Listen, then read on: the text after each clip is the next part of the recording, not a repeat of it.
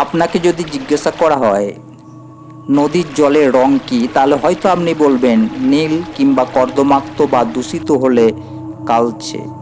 সাধারণত তাই হয়, কিন্তু আজকে আপনাদেরকে একটা নদীর কথা বলবো যার জলের রং রক্তের মতো লাল, বাস্তবে রক্তের নদীর মতো।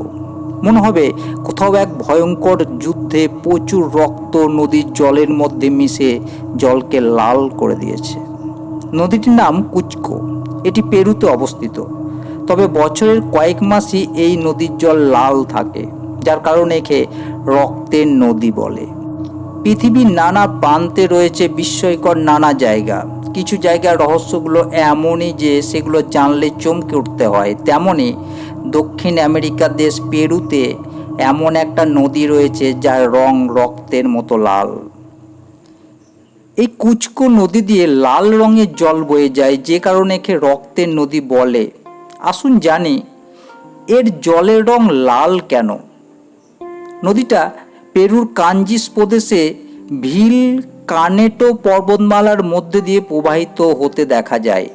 আজকাল কুচকো নদী ভিডিওর সোশ্যাল মিডিয়ায় প্রায়ই ভাইরাল হতে দেখা যায়। না দেখলে এই নদীর রং বিশ্বাস করা যায় না।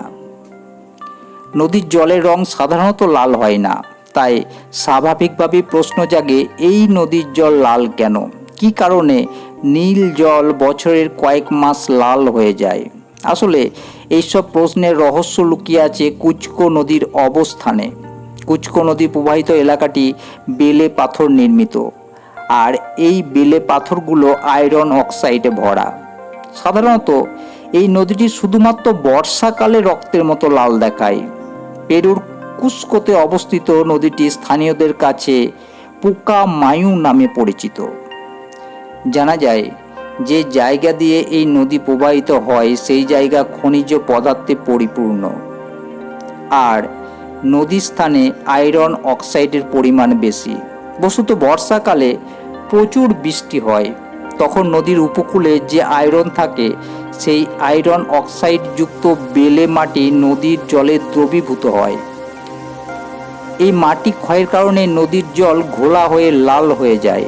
এই সময় এখানে পর্যটকদের ভিড় হয় প্রচণ্ড। প্রাকৃতিক এক অনন্য রহস্য, সেই রহস্যই মানুষকে টেনে আনে। সবুজে ঘেরা জঙ্গলের মধ্যে লাল রঙের নদীর জল দেখে পর্যটকদের মনে হয় যেন রক্ত নদী দেখছে তারা। বাস্তবে রক্তের নদী কিছু হয় না, এটা একটা অলীক শিহরণ জাগায় মানুষের মনে। শুধুমাত্র বর্ষাকালে এখানে প্রচুর পর্যটক আসে। অদ্ভুত সুন্দর এই নদীর উৎপত্তি পালকোয়া রেইনবো মাউন্টেন উপত্যকা থেকে, আর বিশ্বের পর্যটকদের জন্য এই একটা অমোঘ আকর্ষণের স্থান।